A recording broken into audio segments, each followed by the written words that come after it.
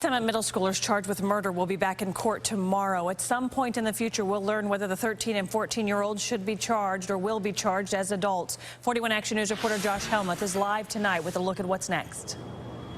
Yeah, those two young suspects, again, just 13 and 14 years old, currently being held here at the Jackson County Juvenile Detention Center, both charged with first-degree murder. Now the only question is whether or not they'll be tried as adults. Prosecutors believe two Lee Summit middle schoolers are responsible for killing Tanya Chamberlain Sunday morning. Her body found brutally stabbed to death inside her car.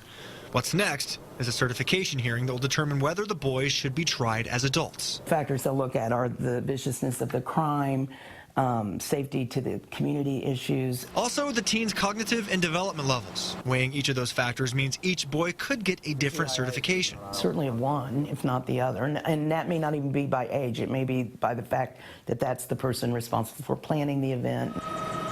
4 years ago, a 13-year-old KCK girl was tried as an adult and sentenced to life in prison for a 2009 murder.